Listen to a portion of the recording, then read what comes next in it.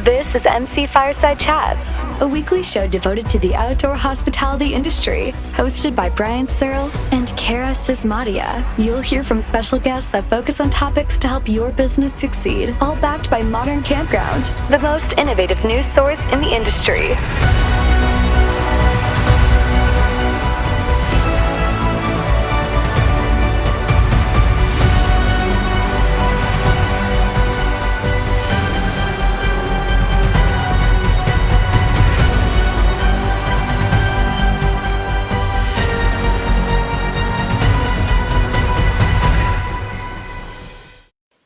Welcome, everybody, to another episode of MC Fireside Chats. My name is Brian Searl with Insider Perks. We are missing Cara today. She couldn't make the show, so we hope to see her back next week. But we're super excited to have Demo and Neil with us from SkyWeb Networks, who are going to talk to us about some wireless routing, geeky, all kinds of really awesome advice for your campground. And then we've got Sandra here from the Nova Scotia Provincial Park System, right, Sandra? Is that correct? What's your official title? I'm so sorry, I don't know off the top of my head. Parks Promotion and Development Officer at Nova Scotia Parks. Awesome. So Sandra is responsible for making sure that we see all the beautiful natural things that happen over in Nova Scotia. And I'm jealous because I haven't been there yet. But she's going to talk to us about some provincial parks, things like that. So we're super excited to have her here. It's kind of one of those weird episodes. It's a little bit of an off day. It's our 5th show of the month. So we're a little bit light on guests today. And as you can see, I'm indoors where I don't want to be because there's very, very heavy winds outside. So I've got this plain white background behind me and my dog's blanket and her toys. So we're going to have a fun show, but super excited to be here as always with you guys. As just a reminder, you can catch the show afterwards if you're not watching it live on social media, on Facebook, on our website, moderncampground.com, and as a podcast on Spotify, Google, and all those kinds of places. So why don't we start with you, Sandra, because I'm a little bit biased because I'm in Calgary and I'm not actually a Canadian. I've immigrated up here in the last year and a half. But really loving the outdoors, the mountains over here by Banff. And I feel like you guys are very comparable, not mountain-wise, but nature and beauty-wise over there. So tell us a little bit about Nova Scotia and kind of what you do with the park system. Yeah, so Nova Scotia, it's a smaller province on the east coast of Canada, surrounded by the Atlantic Ocean. So lots of kilometers of coastline, lots of beautiful beaches. We have over 200 provincial parks, park properties, and 20 of those are campgrounds. So we have lots of camping opportunities across the province, great hiking trails, places to paddle. So yeah, lots of nature, lots to explore here, and a whole lot of diverse landscapes throughout the province. Don't have the mountains, but different rolling hills and valleys and lakes and streams. So yeah, it's really beautiful place. I mean, I might be a bit biased, but you're welcome to come out here anytime. Oh, I don't think you're biased. I think I've seen so many pictures and so many things that it's tops on my bucket list probably. I did get a trip out to BC but I haven't been, I've been to Toronto, Ottawa, Montreal, but I haven't been farther east than that yet. So it's definitely on my list. Now, you're responsible for basically the promotion of all the provincial parks, right? Making sure the consumers are aware of them and what they're doing and how much fun they can have attending them. And so you do that equally for all the parks, right? Yes. We try to represent the province, the whole province and all of the parks. So am I allowed to ask you what your favorite ones are, or can you not answer that? No, I can answer that. So a few different ones. For camping, I like to go to Salzman, which is on the eastern shore. It's nice and quiet, beautiful views of the water. It's on a country harbor. So just beautiful spot, out of the way, off the beaten path. So I go car camping there, usually once a year. Then we also have Cape Chignecto, that's along the Bay of Fundy, and it's one of our most remote wilderness parks. So it's got a 52-kilometer coastal hike. So you can camp along the way, or you can stay in cabins. So like a hut-to-hut backcountry camping experience there. So that one provides a different experience than the other provincial parks. So those two for camping. Beaches, I like to go to Martinique along the eastern shore, Queensland on the south shore. And then hiking, we've got Cape Split is kind of one of the most iconic hikes on the mainland of Nova Scotia outside of Cape Breton. So Cape Split, it's in the Annapolis Valley, and just beautiful cliffs. There it is. The reward you get at the end is coming out to that point of that cape of land that sticks out. Yes, listen, I'm just gonna go there right now. Like, can you guys just host a show without me?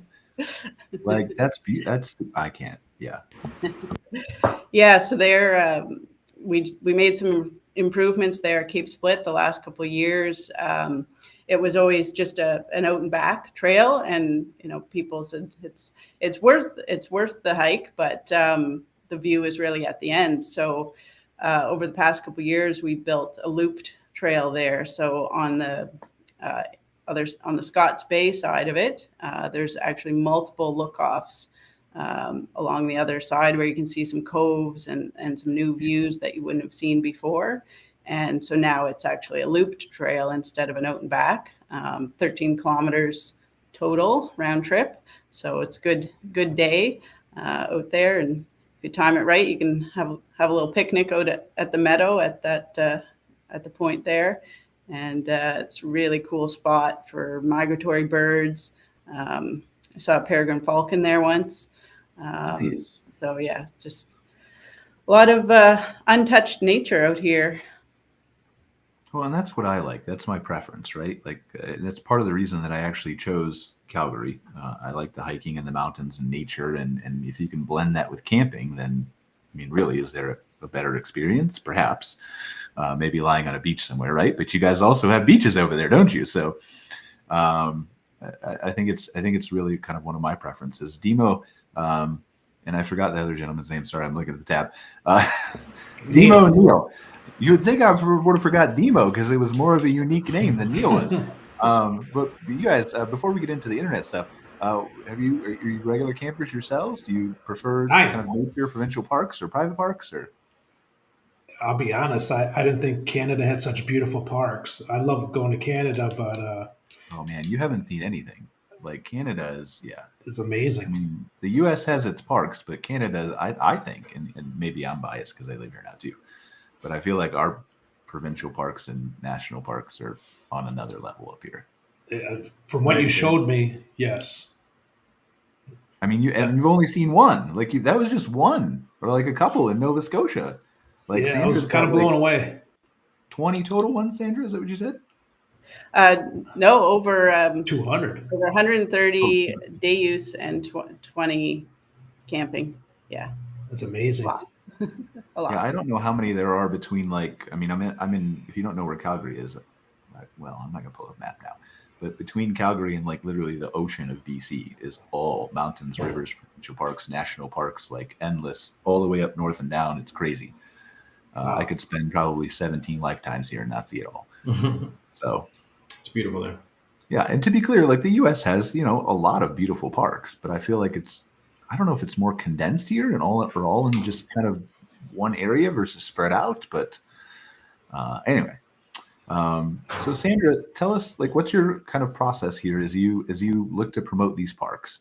How do you decide what gets improved year to year? How do you decide what to focus on one year over the next as far as budget goes and things like that? Because obviously it's finite. You don't have unlimited money, right? Yeah. Well, we sometimes we collaborate with partners like Tourism Nova Scotia, where they may come to us with wanting to invest in some of the iconic sites like Cape Split there. That was a partnership with Tourism Nova Scotia.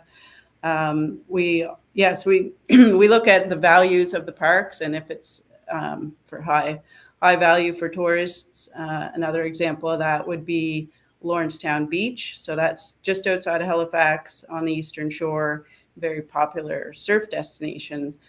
So we know surfing is getting more and more popular here. So we're investing in the infrastructure there to improve the overall experience that you have at the beach. So putting in new amenities for cyclists and surfers and anyone wanting to enjoy that beach. So yeah, we have a large system of parks and lots of requests for projects. So we have to look at health and safety. You know, if there's things that really need to be repaired for a safety reason, then that would get a priority over something else. And yeah, looking at where we're going to get the best bang for our buck in terms of the usage of the park, or maybe the potential usage of the park, because we know which parks are currently the most popular for visitors, and then we also have some that kind of have room to grow and still have capacity to take on more visitors. So those ones we're looking at, can we add more, say, serviced campsites, or what can we do to better promote some of those with capacity to let people know how beautiful they are.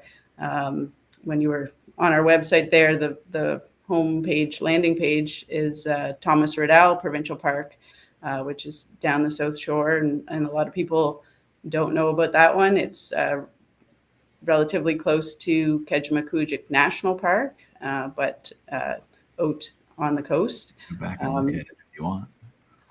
Yeah. It's on your homepage, you said? Yeah, that background there is that's Thomas Riddell Provincial And Park. people don't know about that?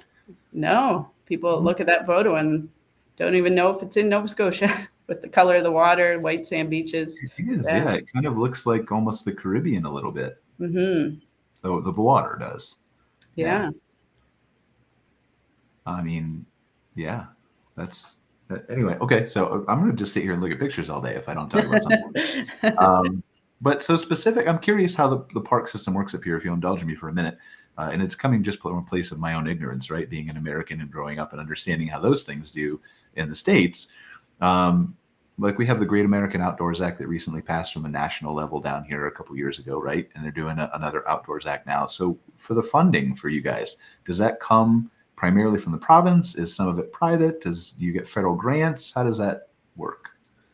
Yeah, it's primarily from the province. So I work for the province, and the provincial parks are part of the province. Like we're not a separate park agency. I know it is different in different jurisdictions across Canada. There's different operational models and ways of running parks, but we are all government employees. So our parks are primarily operated from the May long weekend, Victoria Day long weekend in Canada, about the middle of May to Canadian Thanksgiving, so around the second week of October. So we have seasonal staff who come on just for that time period to do the regular maintenance of the parks and operating the camping parks as well. If you had, and this is a hypothetical question, I'm just curious, I tend to ask people this, but if you had unlimited funding, what would you do first? Wow. Because, obviously, if you're working for the park system, you have a real love for the outdoors, as we've already established, right? And you see all these volunteers that come to the park system and work, seasonally. They all have a love for the outdoors. So kind of like what I'm asking really is, what is your passion project if you could do anything that you wanted to do?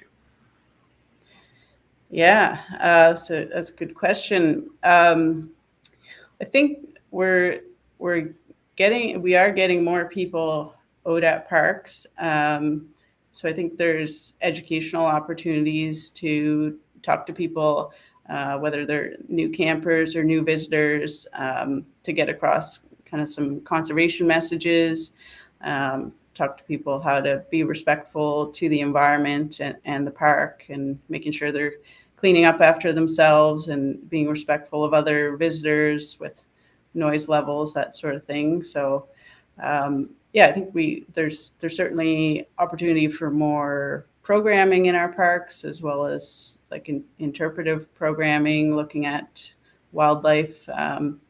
We do have some of that going on, but could could have more.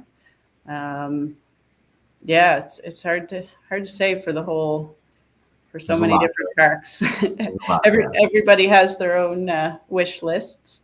One thing we have been working on is accessibility improvements as well. So as a whole province, we're trying to be more accessible. We know we have an aging population and lots of people with different needs living in Nova Scotia and visiting Nova Scotia. So going back a few years, we did some accessibility audits and looked at what are some ways we can improve access to, whether it's swimming, water opportunities, fishing, or just look-offs and views.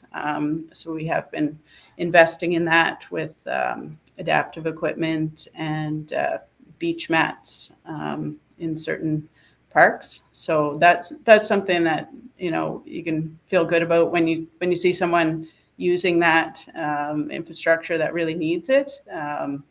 It's really great to see. So making parks more accessible to everyone is something I'm passionate about, for sure. Awesome. Well, thank you. I want to touch on some of your parks that offer camping in a second, but first I want to pivot real quick to Demo and Neil to talk a little bit about some technology, Wi-Fi, things that people are interested in, and I feel like that probably translates in some ways to the overnight stays at your parks too. So I'm sure we'll find a way to segue that in a second, and feel free to jump into the conversation anytime you want. Sandra, I really appreciate you being here. So Demo and Neil, SkyWeb Networks, tell us, there's obviously a lot of data and a lot of surveys that come out. Campers want Wi-Fi. They need Wi-Fi. They need faster internet. You got to have the best. You got to have fiber and satellite. And now we've got, what is Elon Musk's thing called? I feel like Starlink. I had a, sorry, brain fart there. Couldn't remember. All these different places, all these different sources.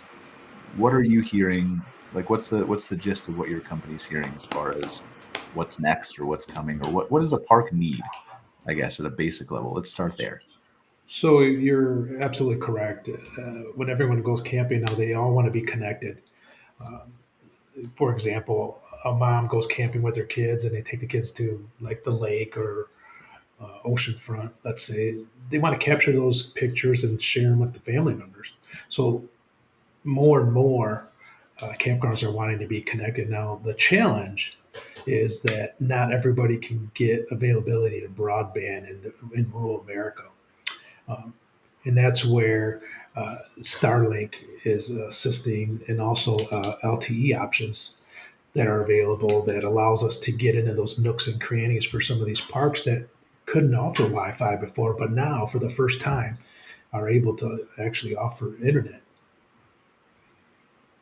So when we talk about the demand for internet, right, and there's two people on both sides of this argument, and I'm kind of both ways. I lean both ways. I'm like, well, you're going camping. You're in a beautiful place like Nova Scotia's provincial parks, for example, right? Go out, go hiking, look at the mountain, take the picture, but then you can share it a little bit later, maybe when you're back at your hotel or you're in the campsite with Wi-Fi, or there's not that on-demand thing. But I understand, obviously, I work from the road too.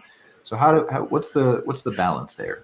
That's exactly right. So what we've seen over the last 3 years with the pandemic, with the whole entire lockdown, there was a major shift of remote work. And I've talked to numerous parks where some of their businesses have increased 300% in their bookings. And that's due because they have good internet, and mom and dad are able to work. Solely, though? Students... I'm sorry. I just want to pause you for a second, because Sure. I don't think that's solely, like, yes, a lot of people are up 300%, and it is due to it's a difference maker, right? Having internet that you can actually use versus drops out every time, or you can't stream on, or things like that. But I don't know if we want to say it's solely responsible to just the internet. Is it? I mean, if you have data, correct me if I'm wrong. Let me talk.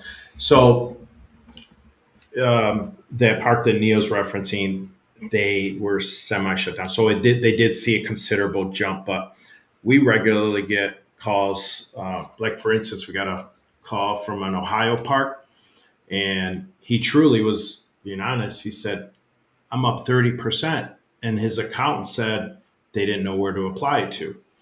So the park owner called us, and he said, he was actually asking a genuine question. I just want to know, where does this to? So what happens after we got that call, it was 2 years ago, something like that, is we really evaluated that. And so what happens is, if people can work at the campgrounds, especially with, like Neil said, COVID, they have to work. And if you look at the national statistic, 79% of the parks in the U.S. either have internet and it doesn't work, or don't have it at all. And they have given up. I'm sorry, to a where are degree. you pulling the stat from, just so we can cite it for our audience? It That's was all. in Woodall's magazine, Okay. a national thing.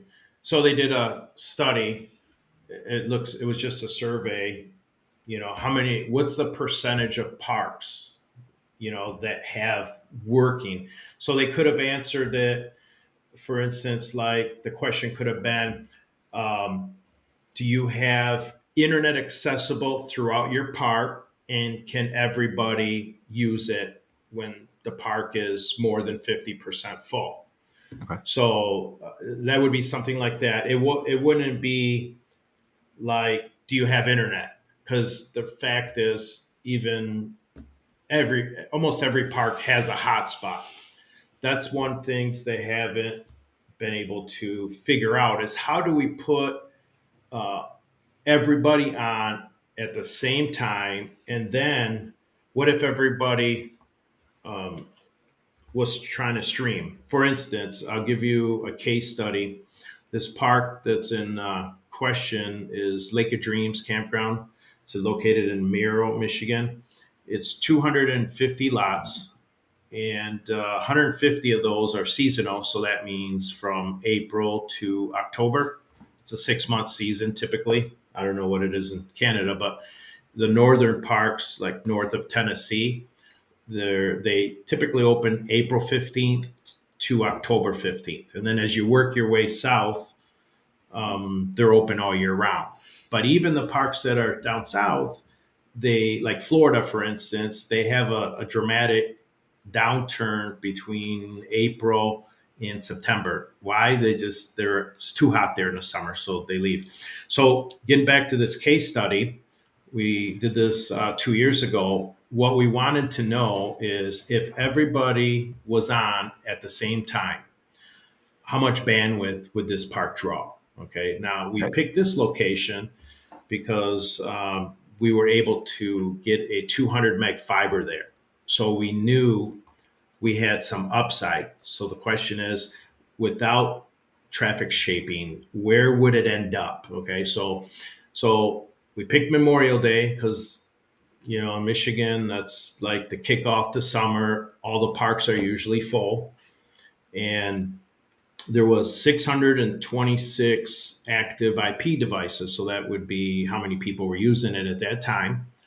And the usage, we were looking at it, and it was around 45 megs. Okay. So we disabled it just to see, okay, because this would be a test to see, to back that 79% stat. This is why parks cannot stream, because if you were to say, I have 50 megs charter at the house, can you put 600 people on? No one's going to say it'll work, right? You know what I'm saying? So that's where we're going with this. So we disabled it, and within 42 seconds, it hit the limit of 200 megs. So that's all we had there. So when that limit was hit, that's when problems came. People were complaining. So the theory here is, it's not unlimited bandwidth. You need to manage the bandwidth. Okay, I'll give you an example. So 250 lots, if we divide the 626 active connections divided by the lots, it comes similar to 2.5 active connections per lot. We need these analytics because when we have parks from all over the country calling, we need to be able to answer anything they throw at us. some All right, parks. so here's my question. I'm sorry, I don't mean to Yes. interrupt, but let's get No, to you're some fine. data here because I feel like we're on the cusp of maybe uncovering a couple useful stats for parks here, right? So what I'm hearing you say is that you did a test with 600 and some people over Memorial Day. You capped the bandwidth at 50 megs or whatever out of 200 available, and it was working fine. But then when you uncapped it, obviously all the things went to heck. Correct. And so my question is how do you as a park operator, let's assume that you want to provide better internet by doing traffic shaping, things like that, right? Capping certain activities or limiting bandwidth per site or whatever you want to do. How do you determine what that number is that you should be capping people at?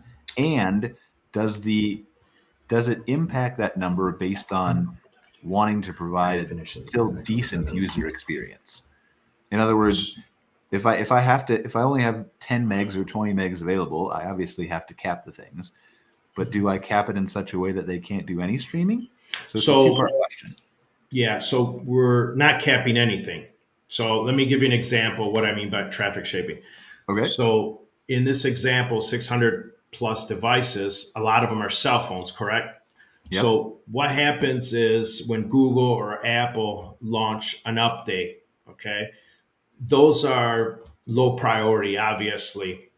Any command to the router, a router has no brains. Its job, if it has 50 megs coming in, is to send it as fast as they can, and in plain English, electricity speed to that requesting IP or device. Okay. Well, an update on your cell phone, most of the time people don't even know an update came in. These cell phones, they're programmed, if it detects an update to automatically do it, install it. Yes. So 95% of the time, people don't even know these things are downloading in the background. But when that request for like that Google update hits the router is sending, if you got 50 megs for that update. It's silly, you know? So a good traffic shaper will do several things. For one thing, it will prioritize the different types of traffic. So how do you do that? Way back when the internet was invented, there's in the beginning of each packet, there's what they call ports. Like for instance, email, port 25, streaming is port 80. So you read the header and you prioritize it. And so when it sees this is an update, let's not give it 50 megs, because that will, I mean, if you got 600 people in a park and you got 50 megs, forget it. This is why parks they have internet, but you might as well say they don't. Really fast and all at the same time, right? So how do you, if I'm a traditional park owner, right? And every park owner is different, of course. But how do I, what is the rundown from your mind, from a SkyWeb perspective, based on your study? What do I prioritize at the top and what do I prioritize at the bottom? Okay, so if we get, I'll use a park for example.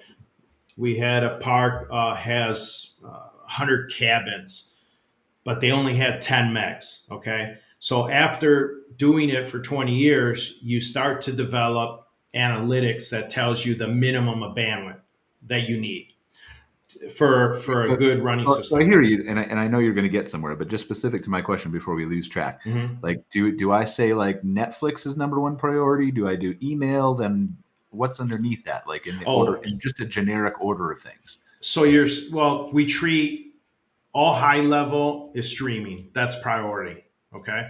Basically updates, they get pushed to the bottom.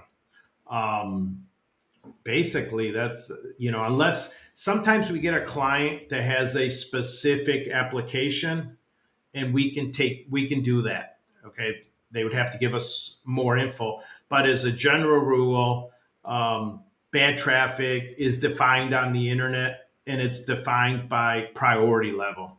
Yeah. Okay. So to answer that, I think a little bit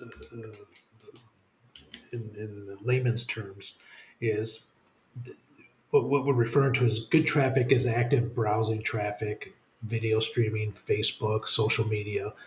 And then the bad traffic is the background traffic. That's got a lower priority. So what we tend to do is like the iPhone updates that Demo mentioned, we'll compress those during peak periods of a park.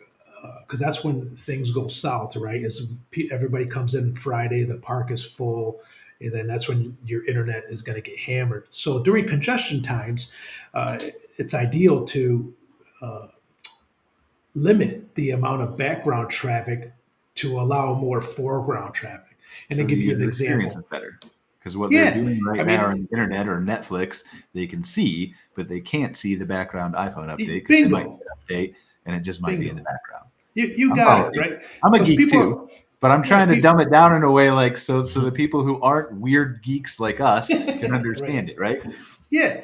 Yeah, like people aren't going to complain that their iPhone update took 5 hours, right? But what they are going to complain about is I can't watch Netflix. Right. So Yeah. I'm curious, and I just want to involve you a little bit, Sandra, as we kind of go back and forth here, right? Does Nova Scotia do anything with Wi-Fi at its provincial parks, either camping or not camping? Is that a concern for you guys at all? Or Yeah, no, there's interesting. So just at our 20 camping parks, we do have Wi-Fi limited to around the park office. So I guess that's kind of like the hot spot of just at the office. So you'll see people sitting on the benches and gathering around where that reaches.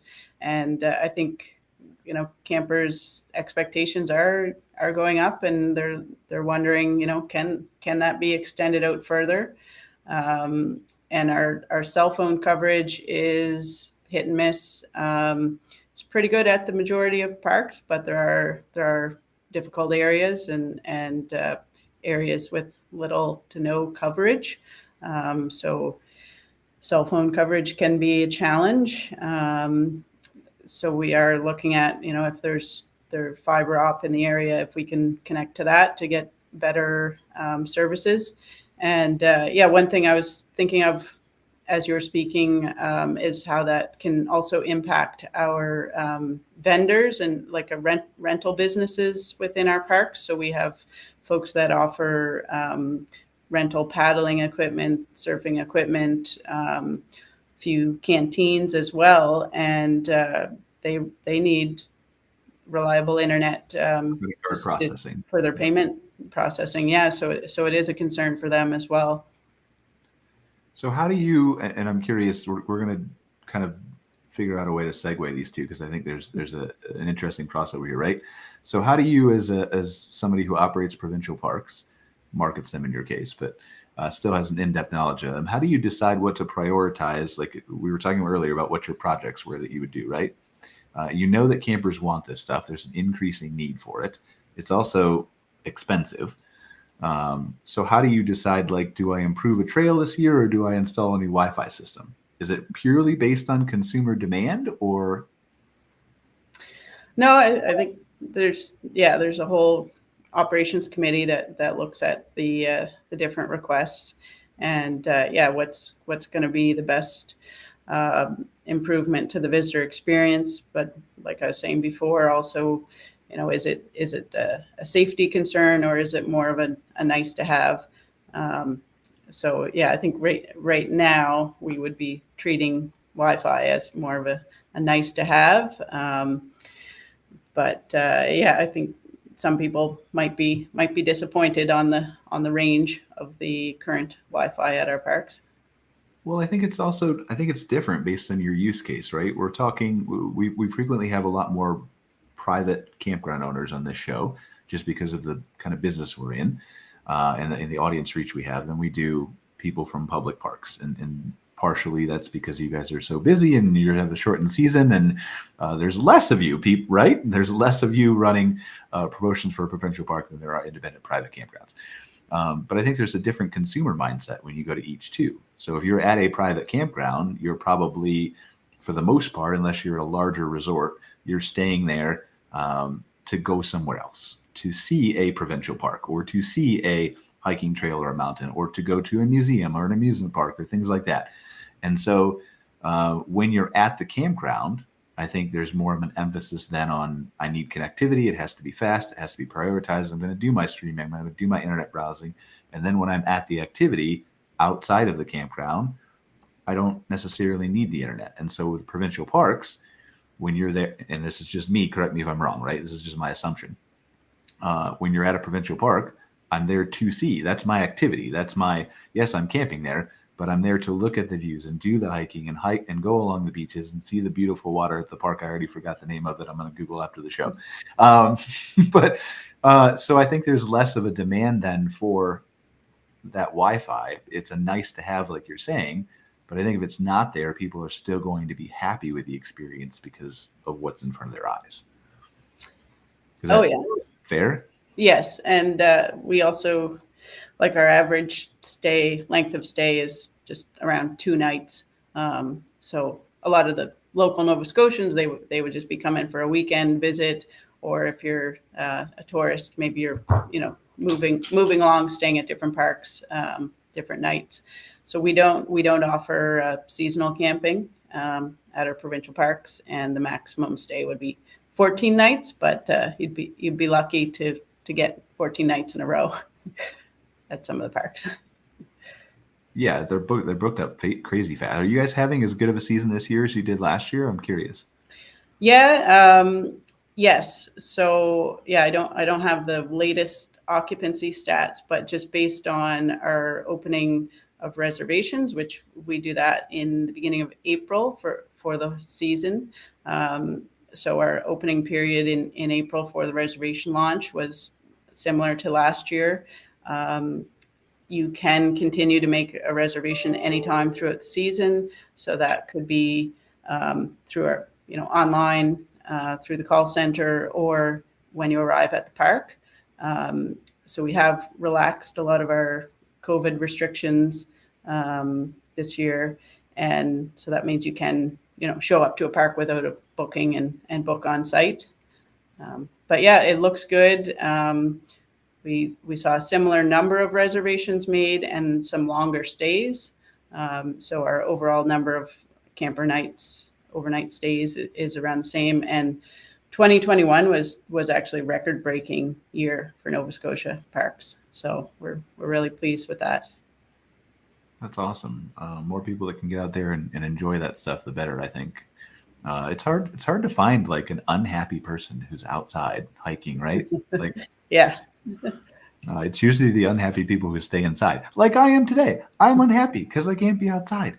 But anyway, so Neil, I'm gonna be an antagonist here with your own product, right? Because you do Wi-Fi, and we obviously we know Wi-Fi is important. We see the endless studies from KOA and the sessions that happen at individual, at conferences, both on a national and state level. You need Wi-Fi. Your guests are demanding Wi-Fi. We've heard it for years and years and years and years and years. As a private park owner, or honestly as a provincial park too, there are things that I need to prioritize. Like we talked to Sandra, right? It's the trail versus Wi-Fi. If I'm looking at a park owner from a park owner perspective, how do I decide that Wi-Fi is my number one? Because it's not always, even though you guys might want it to be. How do I decide where to spend that finite number of funds that I have? That's a good question. What makes Wi-Fi the top priority for the year or the next project that I need to work on?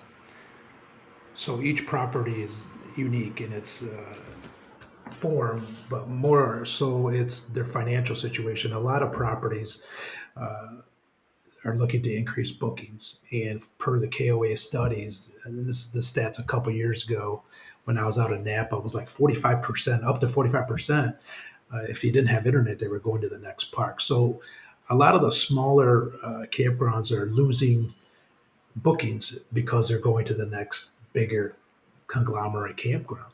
So in order for them to compete and maintain their business, we're seeing a lot of them are losing bookings due to not having Wi-Fi. So by monetizing the Wi-Fi and also offering certain areas free, for example, like a clubhouse, as Sandra stated, like a store or a laundromat and facility, give it to them free there, and then monetize it throughout the other park. It's helping generate revenue for the property and increasing their viability, if you will. So it's really each property is different in how they gauge what's important. We try to set up a system, Brian, where the park can pay for the system, like pretty much from day one. So if they were, for instance, if they were to lease it, get it financed, we try to set them up with the technology where it'll pay for itself. And now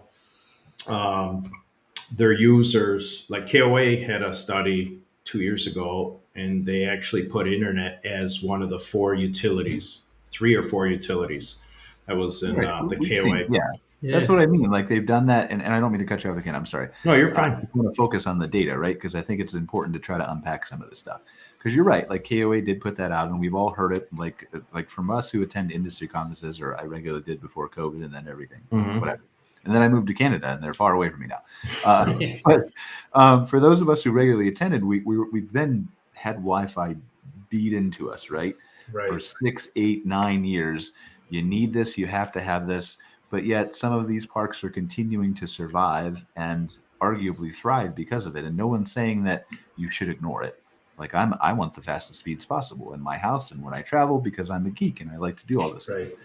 And there is a demand for streaming. But at what point do you say, I've got $50,000 to spend this year?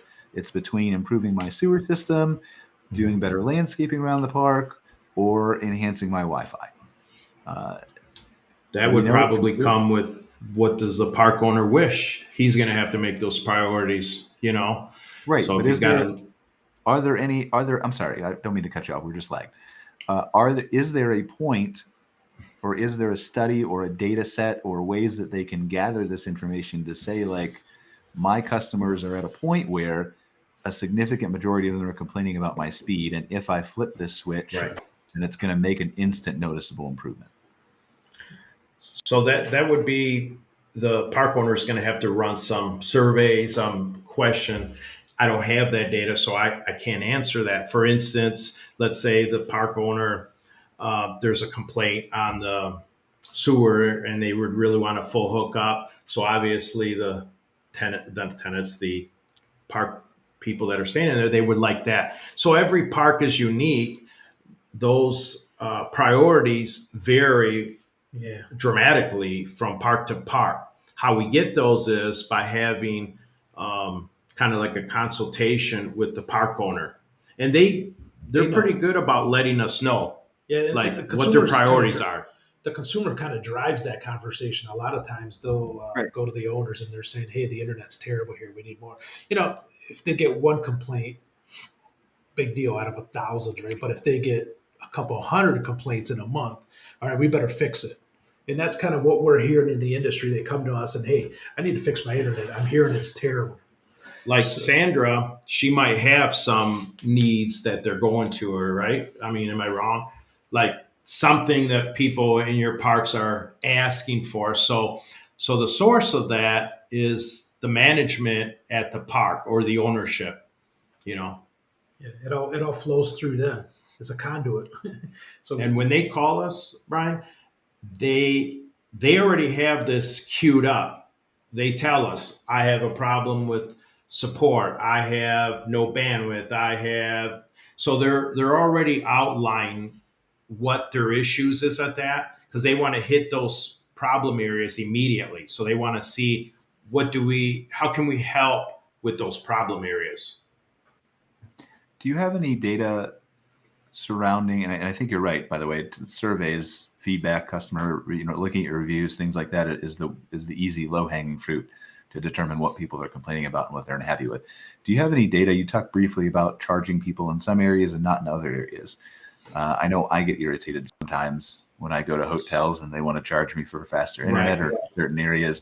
Do you have data that you could share, or any kind of sense of, does that irritate people? So I'll give you an example. So let's say this park calls, they have a problem, but what we see typically is the people that have free internet, it's free for a reason, because it doesn't work when everybody's on stream and whatever. So they don't want to charge for it because they don't want any back. So Right. Once we tell them we can help you monetize it, and then they come up, well, I've been giving it free. So we got to give them the angle how to structure it. And so one of the things we came up with, okay, we'll monetize it if you have a fifth wheel and you're going to watch streaming TV in the evening for entertainment. We'll monetize that. But since you have free, right now, let's limit that to, let's say, the pool area, the picnic area, and give it full speed. So there's no slowdown. Now you have the best of both worlds. So in the Good Sam's book, if it says internet available, yes, free, you're not lying. You have free. You didn't say that it's every part of the park. So it's that's creative. a little deceptive, though, isn't it? Like, I feel like as a consumer, if I saw free internet and I got to the park and it was only free in certain areas, I'd be angry. Right. Yeah. Well, they're not lying. They just want to know, do you have free internet? Yes, no. So there's no spot to say, yes, but pool area. Now if the customer's calling, they can email, get clarification. The main thing is they just want to know, is there free internet at the park that I could use? So how every park owner treats it, that's up to them. We don't try to tell them what's... Yeah, but they're usually listening to your recommendations in many cases, right? Because they're coming to you as the experts. So in my mind, like, it's as a consumer, just speaking from a consumer perspective, I've never owned a campground, right? I'm not opposed to paying for faster internet to stream in my trailer, but I would want free internet available to me regardless of where I am in the park if you're advertising free internet. That would make me less angry. Yeah. Well, I mean, if they ask, can you get free internet? You always got to be truthful. We're not misleading. And we do have parks that are a mixture, like some of that's free throughout the park, and then you can upgrade to higher bandwidth packages, 5, 10, 20 megs, if it's available in that area. But every property is unique, and then we can offer recommendations, but sometimes the park owner will say, hey, we want to offer free, and then give them the upgrade option. It's also listed on there that free a designated area. So you are saying that. You're not just saying free, and then when they come, they find out. So it'll say free in these, locations. So you're forthcoming. Well, what do you think is if you were a park owner, what do you think is the best path to do this? Because there are basically three ways I see in my mind is limiting it to the specific areas, like you're saying. And I agree with you. If you disclose everything very clearly and you're not trying to be deceptive or hide or surprise when you get here, it's only available here. It's all about expectations. I think you can manage them. But there's that way. There's the free everywhere with a paid speed increase option. And then there's the free everywhere for whatever and raise your and build that into your rates and make it that way. That's a good question. And I'll give you an actual park that we did a 5-year hosted. So this park is called Goddard. It's in Pennsylvania. And initially, when we went into the campgrounds, there was some request. Well, can we give a free but a lower speed, right? And then if they want to pay for it to go to a higher speed, obviously we can do that. We did do that. This is what we found out at Goddard. So we had a tech on site, and 11 guests went up there and they said, hey, how come the internet is not working, whatever they said, is good. And it's crazy, but when they log in, it says free internet, DSL speed, higher speeds available for a purchase, right? Believe it or not, the people they just ignore it. So it's like they don't read it. Talking to the owner, they don't read the rules of the campground. They don't read it. Sandra probably knows that. So how do you solve that? Because this park owner, this gentleman, he wasn't getting any complaints. And when I told him this, he said, I don't know if that's true because I don't get any complaints. I said, Dennis, go, our tech's in your park right now. He has 11 names that you need to go talk to. So I said, just put yourself in their shoes. They're getting something free. Are they going to leave you a negative? They might not, because you're not paying for it, right? So why would they go on the offensive and say this is terrible? Now, if they pay for it, that's a different story. There's a little. So the theory here is that dual stage didn't work. So we don't recommend that. No, this is a particular park that the park owner wanted that. But after we educated him on that, he was just blown away that all these people were complaining about the lower speed, and it wasn't getting back to them because it was free. Yeah. So we find 60 to 70% so now end user error. Yeah. So what we did as a solution, once we educated him, to say, pick 2 or 3 spots. You can do it in the lobby. You can do it here. Pick as many as you want. Give it full speed, because you don't want to limit the speed on the free, because people don't read the notes, and they, in their mind, they're thinking this internet's no good. So now they go into those areas, do whatever you want. You can stream. That's how you're going to get sales up, because they're like, wow, this works good. I want to buy, So that's a good strategy. We've done over 700 parks, and it works every time. That two-stage speed, it didn't work so good.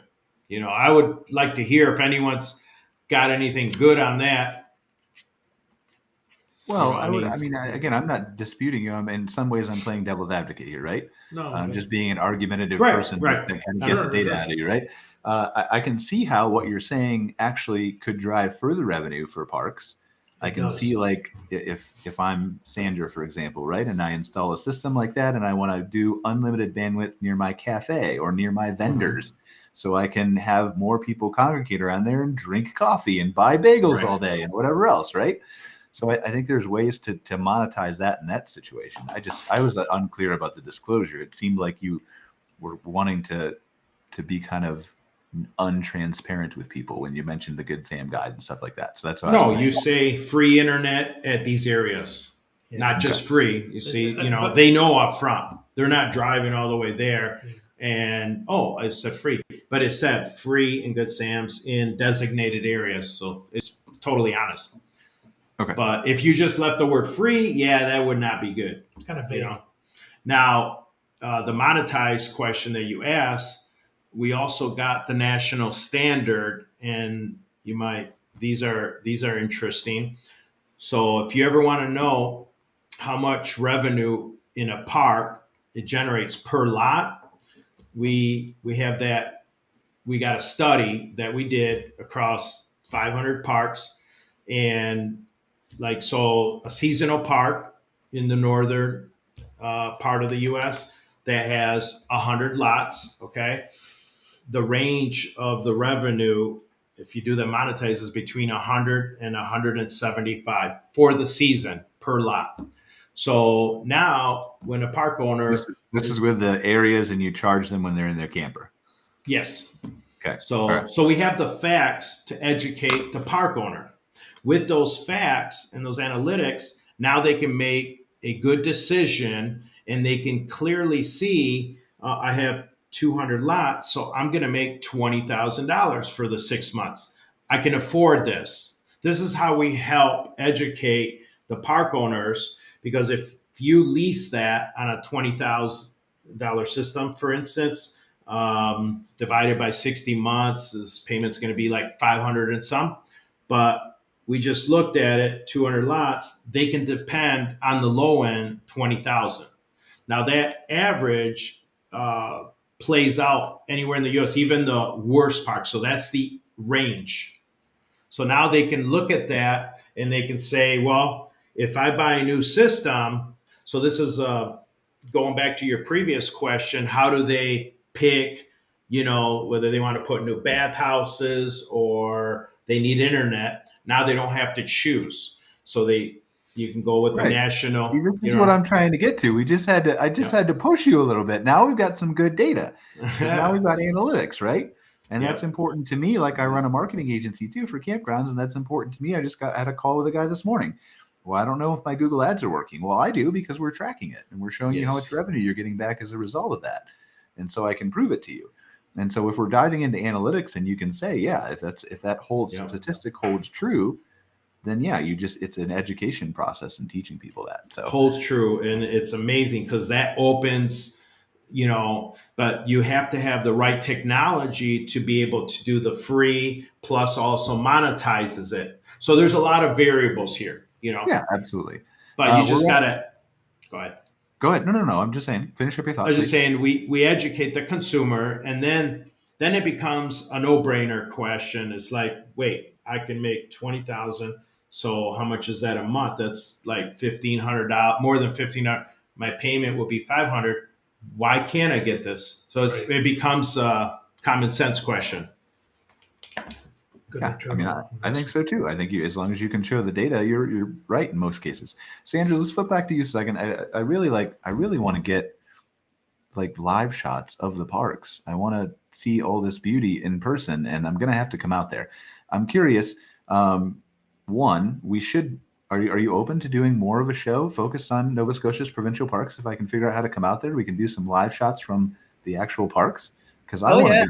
Yeah. And I feel Definitely. like I would love to chat with you like for a full hour about nature and the hiking and see some of the beautiful places and stuff like that. And I feel like we're not doing it justice with you sitting in an office and me sitting in an office. So good. That's my first question. I'll see if I can pitch Cara on that. Maybe we can get her to come out too. My second question is for accommodations. Do you offer anything like cabins or glamping at your parks? Have you considered things like that? Yeah, just right now, 2 parks have roofed accommodations. So Cape Chignecta that I mentioned before has 3 cabins and a bunkhouse. And then in Waikagama, which is on Cape Breton Island, we have 3 yurts there that are available for booking. So yeah, mostly it's drive up camping, walk-in sites. And we have both serviced and unserviced sites. So for RVs and that, we have a 2-way hookup in 11 of the 20 parks. All right.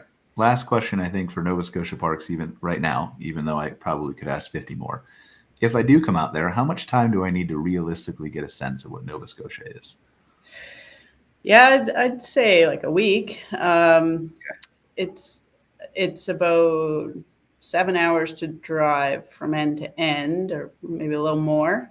So if you want to hit like a few different coasts, a few different areas, yeah, I'd give yourself 5 to 7 days to check everything out. Very cool. All right, that was one of my questions. We were actually looking at planning a vacation earlier. And how's September, by the way? Because I've heard Beautiful. some people say it's too windy in September to come, or I don't know. But I don't know. Well, I mean, it's hurricane season, so yeah. But no, September's beautiful and a little quieter in the parks with kids back in school. And yeah, our tourism season goes till Thanksgiving, mid-October. So yes, it seems like our summers are getting longer and later. So September is still warm. The water is warm for Nova Scotia for swimming. And yeah, still lots of great stuff to see and do in September. All right, I think that's my target date. That's what I'm going to try to convince my girlfriend to come. So we'll see if we can make it out there in September. And if we do, we'll contact you and reach out, Sandra, because I'd love to at least do like a live show from one of the parks and talk to you about the beauty and all those kinds of things. So I think that's sounds great. I think we're almost out of time here. Demo and Neil, there is a comment we didn't get to. I didn't notice on LinkedIn. Someone asked a couple questions of you. We don't have time to cover it here at the end of the show. But if you want to jump on LinkedIn, on my profile, if you're not connected with me, it's on Brian Searl's stream. There's a couple of people asking some SkyWeb questions. Sure. I want to jump on and just answer them after Yeah, we'll do. It's over. But other than that, thank you guys. I really appreciate you joining us. It's kind of a weird, awkward, indoor show, and it's our 5th of the month. So we didn't have as much action going on as we normally do here, but really appreciate you joining us, Sandra, sharing some insights into Nova Scotia's provincial parks, probably getting another tourist out there. So you did your promotion, right? You can check that off your list for today. I'll spend some money on that. One-to-one marketing? I don't know. I mean, it worked. right? Like, I'm probably not as efficient, but I'll spend some money out there, and we're telling some people about it on the show, right? But really appreciate you joining us, sharing Nova Scotia Provincial Parks. Demo, Neil, thank you for sharing your expertise from SkyWeb. Thank you for Network. having us. It's really fascinating to me, all the data and the analytics, and I hope that we as an industry can continue to push those things out there and be more transparent, not just kind of on our sales calls, right? Although that's useful, but to on our educate website in general, and education overall, right? Yes. And in many cases, that's going to end up selling SkyWeb networks. But if it sells Wi-Fi in general, if it makes a better camping experience for everybody in the industry, both from a consumer and owner perspective, then we're doing our jobs and we're helping out. So thank you for inviting us. Thanks, everyone. It's been a pleasure. Yep. Thank you, guys. I really appreciate it. We'll see you next week for a regular episode. And then we'll see you soon. Take care. Thank Bye-bye. you. Thanks, Sandra. Thanks for watching this episode of MC Fireside Chats, hosted by Brian Searl and Cara Csizmadia. Have a suggestion for a future show or want to see your campground or company as part of an episode? Email us at hello@moderncampground.com. Join us next week for another episode.